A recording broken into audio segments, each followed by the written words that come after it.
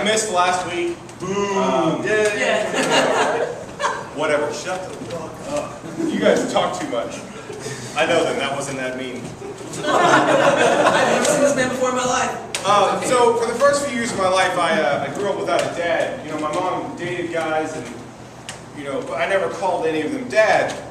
And then my mom started dating this guy named Stacy. And I know that's a girl's name, but if you tell Stacy that, he will whoop you. He had that much authority. Yeah! So he had that much authority, and my mom ended up breaking up with him after some violence. Yay!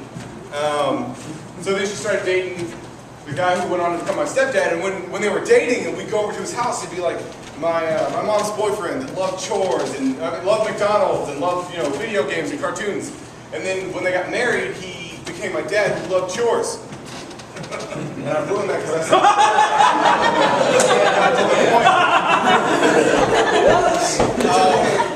no shit. So my dad became my dad, and he always liked to switch up his mottos for the week when he was having us up at 6 in the morning to clean without breakfast.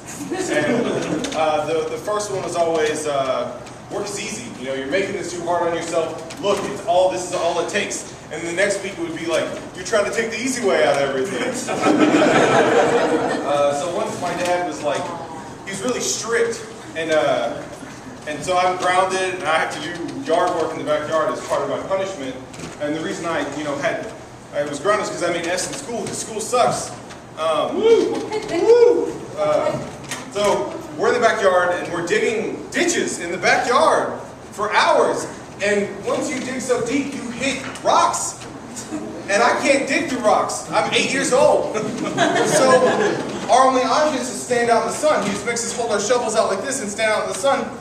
And he's like, well, if you can't do manual labor and you can't go to school and do your schoolwork, what are you going to do when you grow up? And I said, I'm going to be homeless. Because it's undeniably easy to be homeless. My younger brother, however, had higher ambitions. He wanted to be a gangster rapper. And it was at this point that my dad informed us that Eminem went to Juilliard. Eminem did not go to Juilliard. My dad really liked to lie when he was wrong. So I was like, Dad, that's not true. And he was like, that's all the defense he needed for his argument. So I was like, I can go look it up right now and show you. He was like, do it. So I started walking towards the house, and he's like, you're grounded, you can't use the computer. My dad always liked to talk shit. He always called me on my shit because I was a kid and there was nothing I could do. So he'd be like, Chris did this, Chris did that, and then one day he wakes us up early.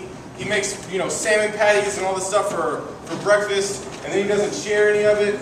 And then he says, "You're wearing that?" And like he's a 21-year-old fashion student. "You're wearing that?" He's like, "It's picture day." So he goes and gets me this old shirt that he had so long ago. I'm 15 at this point. He's like, he puts the shirt on me. He's like, "Don't mess this shirt up." I don't even want to wear the shirt. He's like, "Don't mess this shirt up. It's expensive. I'll whoop you because it's expensive." He can't fit it anymore, but he's so worried about the shirt and how much it costs. So I go to school, I take my pictures in the shitty fucking shirt, and then I come home and he burned the house down. You know what's expensive, Dad? The house is expensive. And when he called all of his friends, he didn't say that I broke the house. He was like, "Oh, someone left the stove on and burned the house down from the breakfast I didn't share with my kids."